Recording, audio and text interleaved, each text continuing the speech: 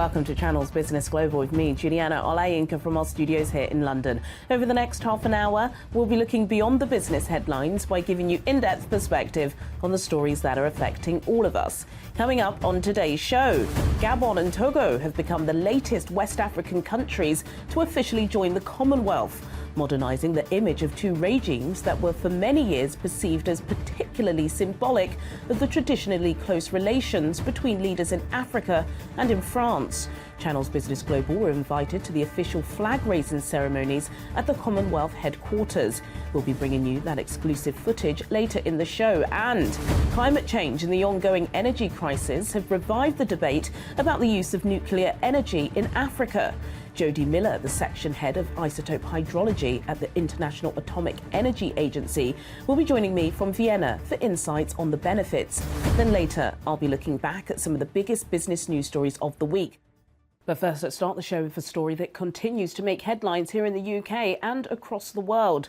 Sir Keir Starmer has called for a general election following the shock resignation of Liz Truss after just 44 days in office. In a statement posted to Twitter, the Labour Party leader wrote, "After 12 years of Tory failure, the British people deserve so much better than this revolving door of chaos." He continued, "In the last few years, the Tories have set record high taxation, trashed our institutions and created a cost of living crisis. We must have a chance at a fresh start. We need a general election now." The leader of the Liberal Democrats, Sir Ed Davey, also supported his demand. Meanwhile, Nicola Sturgeon, the First Minister of Scotland, also said a general election is now a democratic imperative. Well, what a mess. And this is not just a soap opera at the top of the Tory party. It's doing huge damage to our economy and to the reputation of our country. And the public are paying with higher prices, with higher mortgages. So we can't have a revolving door of chaos. We can't have another experiment at the top of the Tory party. There is an alternative, and that's a stable Labour government. And the public are entitled to have their say, and that's why there should be a general election. The risk at the moment is continuing with this chaos, not having a stable Labour government. So that's why there should be a general election. We can't just allow the Tory party to keep putting up the next candidate in the middle of this chaos. There is a choice. There's a Labour Party that's capable of stabilising the economy, has a clear plan, and the public are entitled to choose between that stable Labour government and this utter chaos of the Conservatives.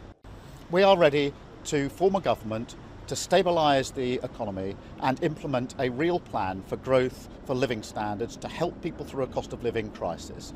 And that's the choice now, a stable Labour government or this utter chaos from the Conservatives. Earlier, I spoke with our business correspondent Simon Pusey for more on this story. Simon, it's very rare that journalists get to speak off the cuff, but it really has been an extraordinary couple of days. Liz Truss is now gone. The Conservative Party pretty sure that they can get a successor in next Friday. Opposition parties across the aisles are saying no. Let's go to the public. We need a general election. Yeah, well, I wonder when unprecedented times become precedented. I feel like we're at that stage now because every week we're talking about it being unprecedented. Well, we've got to be in the kind of, right, this is normal now with this Conservative government. So I think we're going to get a lot more of this until there's a general election. The problem with asking for a general election, which a lot of the public are, because obviously they're tired of all of this, we've got a lot of other things that we need to consider. And there's another leadership contest, even though it's going to last a week. I think people up and down the country are saying, what about energy bills? What about rising prices? What about mortgages? The markets are all over the place, and yet Conservatives are infighting, looking after themselves, thinking about their own jobs. The problem with that is that the Conservatives need to call the general election because otherwise we need to wait a couple of years. And I think I said earlier to you, turkeys don't vote for Christmas. If the Conservatives hold a general election, then they're going to lose it and lose it badly. So I think we can rule that out for now. What's going to happen is there's going to be another leadership contest. We know who the sort of runners and riders are. There's Rishi Sunak, obviously. There's Boris Johnson, who apparently has put his name back into the ring, which has shocked a lot of people, but would actually be quite a popular choice given the massive mandate he won in the last election. Whether they can somehow reunite around him remains to be seen. There's a couple of others, Penny Mordaunt and other people who went when Liz Truss won. But it doesn't really matter, I think, who gets it, because uniting this Conservative Party is, I think, a thankless task. I don't think anyone's going to be able to do it. So I think Labour are waiting in the wings saying, right, when's it our turn?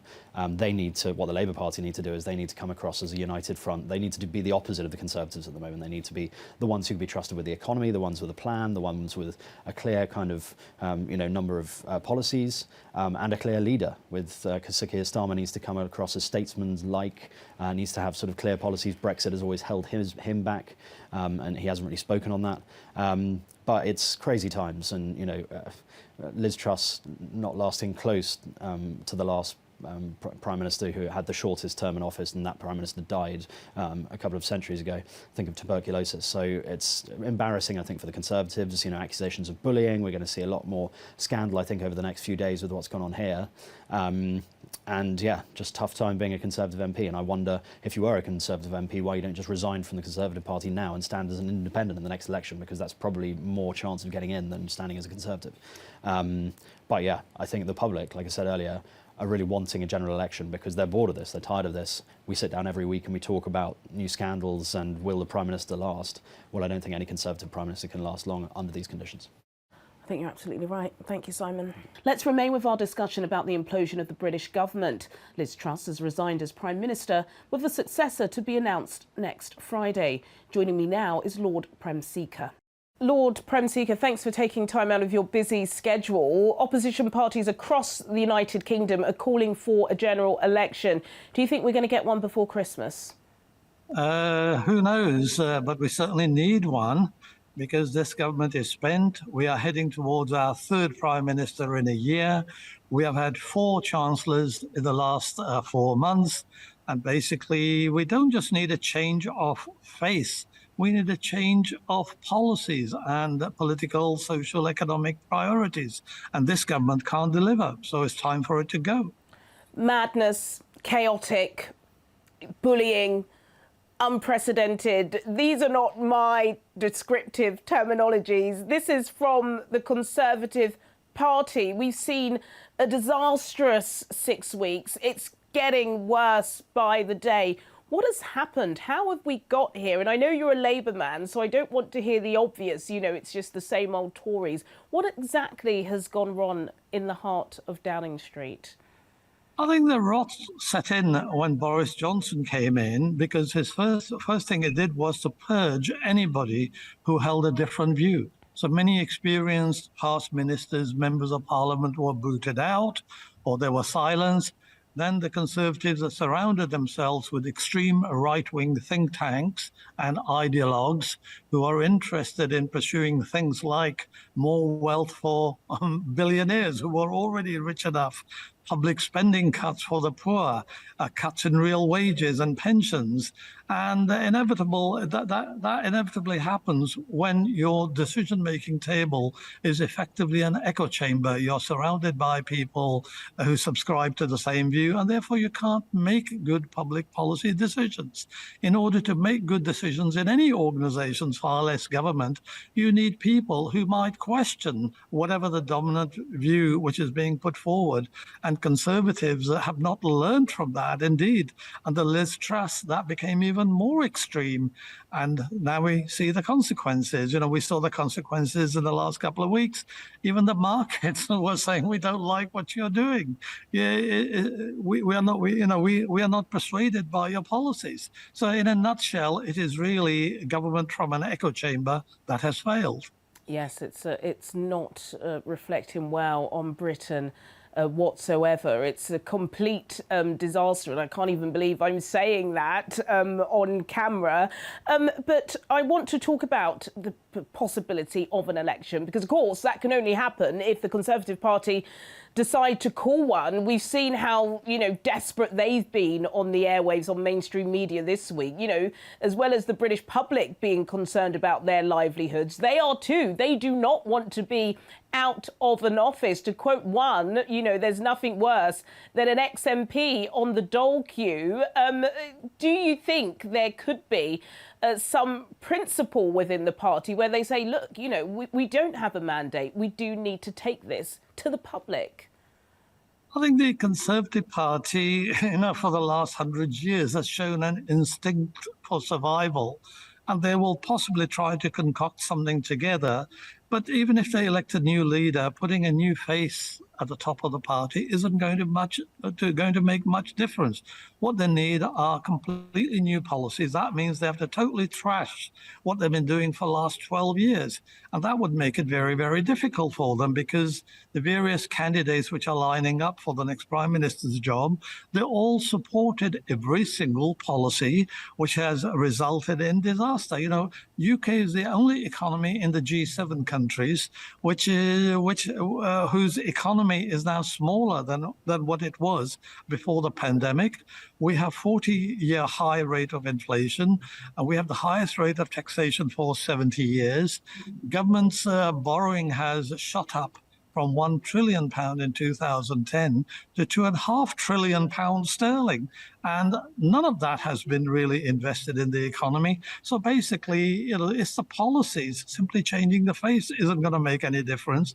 And I can't see any candidate who's going to offer anything new. Well, I think Rishi Sunak is leading with the bookies. You talk about changing face. Let's talk a little bit about Sir Keir Starmer. You know, he's obviously been licking his lips over the past couple of days, really since the conference in Liverpool a couple of weeks ago. Can he be Prime Minister? Would the Labour Party united? I think a lot of people who would tick that box would be doing it in a protest, not necessarily because they want Sir Keir Starmer to be holding the keys to number 10. Well, I think certainly Labour is the government in waiting, and Sir Keir Starmer can be an effective Prime Minister, but obviously he's going to inherit a lot of baggage from the Conservatives, with an economy which is going downhill, society which is divided. You know, just to give you an example of what's happened, between 2012 and 2019, 334,000 people have died from austerity. Wow. And that is unprecedented in British history. No previous British government, if you like, has caused the deaths of so many of its own citizens. So whoever comes into government will inherit a lot of baggage, and it is like a giant ship. The economy will take a lot of time to turn around, but I am sure Labour will offer the alternatives and will offer people hope. OK, well, we still have to wait to see if that hope becomes a reality. But before I let you go, you've been walking in the corridors of power for many, many years, Lord Prem. Who is your odds-on favourite to take the top job? Do you think it would be Rishi Sunak? There have been talks of Boris Johnson. Of course, Kemi Badenoch, a British Nigerian, is popular with our viewers. Who do you think would be the front runner? As they say, none of the above, because I am not really into personality politics. I am more concerned about the policies which are good for the people, lift people out of poverty, provide decent public services, give people hope. So I'm afraid I am not really going to be able to tell you who I favour. I am just looking for a new start, really. Well, I think we're all looking for a new start, Lord Prem. Let's just hope it comes sooner rather than later. Thank you so much, as always, for your expertise on the show. Thank you, Lord Prem. Thank you very much.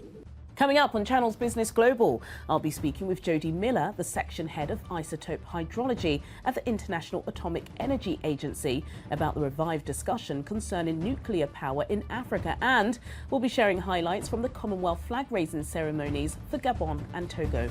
All of this after the break. Do stay with us. Welcome back to Channel's Business Global with me, Juliana Olayinka, from our studios here in London. In a moment, I'll be speaking with Jodie Miller from the International Atomic Energy Agency. But until then, here's a breakdown of the biggest business news stories of the week. William Hill owner 888 Holdings has seen its UK revenue decline 14% year on year due to a reduction in the average spend per player. Bosses are citing greater online regulation for the gambling sector, which targets online player safety measures. Revenue in the third quarter fell 7% to £449 million from year-ago figures. 888 expects revenue in the fourth quarter to exceed the third and be in line with levels seen last year. Shares in the streaming giant Netflix rose 14.45% in Wall Street early on Wednesday morning, after the platform paying audience rose by 2.41 million in the last quarter. As the world's largest streaming service incorporates advertising in an effort to drive growth, the group has told investors it expects to add 4.5 million subscribers over the coming months.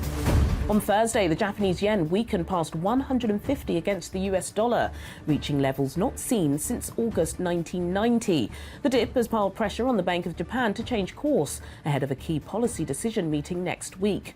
Economists are citing the central bank's ultra-low interest rate decision for pushing down the yen.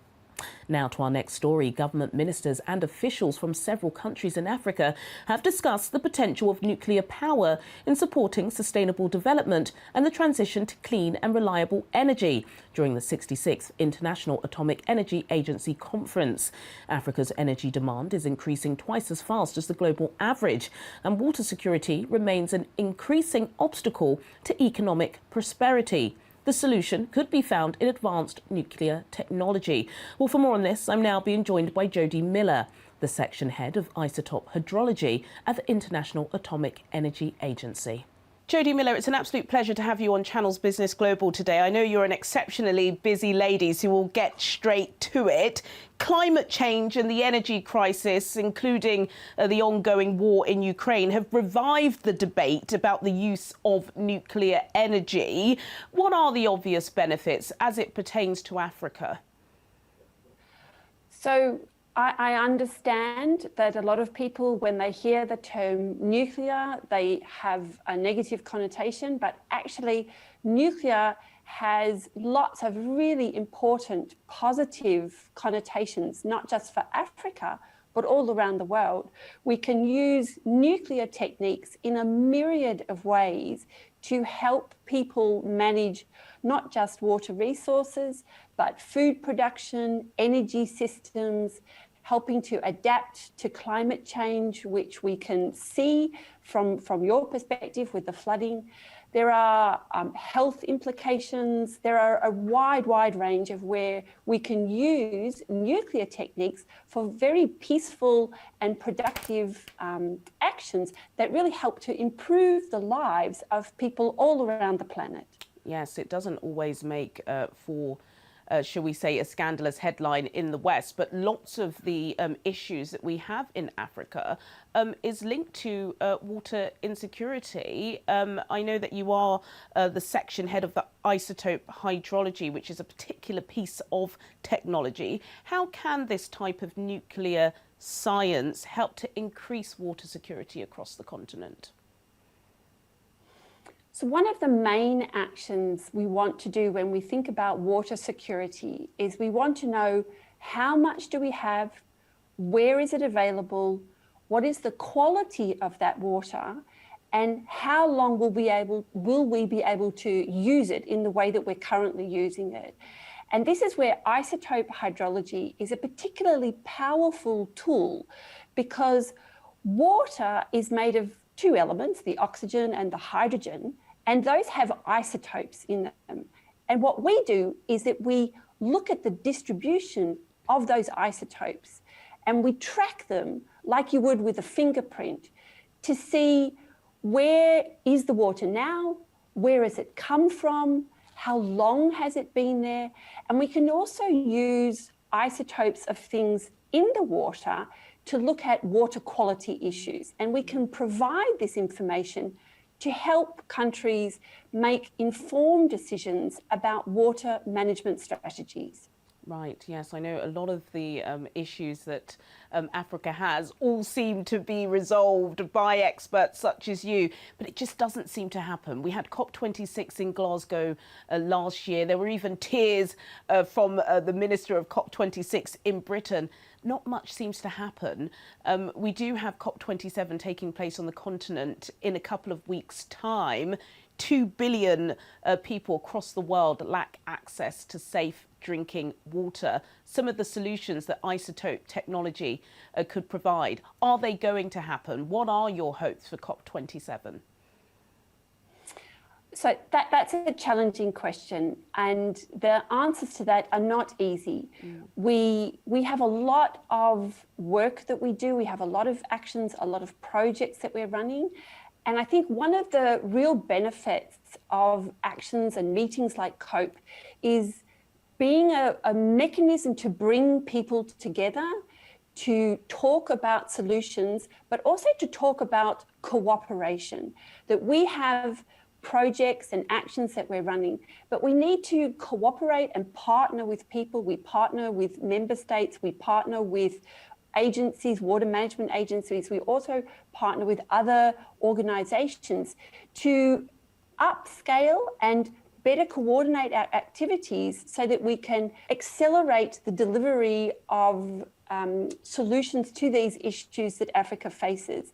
And I think that this is a very important component of these meetings, that we can make successes in some places, but we need to be able to deliver that success to everybody in Africa. Yes, those are the hopes, and we could go on and on. Let's just hope that some of the work that the IAEA are doing in Vienna does reach the continent, because they need solutions yesterday, not sometime in the distant future. Jodie Miller, Section Head of the Isotope Hydrology Section at the International Atomic Energy Agency. Thank you so much for your time today. The flags of Gabon and Togo were raised at the Commonwealth headquarters in Marlborough House this week, marking both countries' entry to the 56-member state organisation. The Commonwealth has recently become more attractive for the former territories of the French colonial empire at a time when the relationship between Africa and France has become increasingly contentious. A growing number of young urban citizens demand an end to the CFA franc currency, which is pegged to the euro under an arrangement guaranteed by the government in Paris. The French military presence in the Sahel is also controversial. In a world full of uncertainties, mostly created by humanity's excesses and greed, we believe strongly that the Commonwealth family of nations is a unique and varied community of countries that share common values and whose diversity represents a formidable melting pot of ideas and solutions. It's just wonderful to see a family grow, and that is what's happening this week with 2 new members from Africa joining the Commonwealth. Gabon has done some amazing work on the environment as well. That was mentioned in His Excellency's speech today.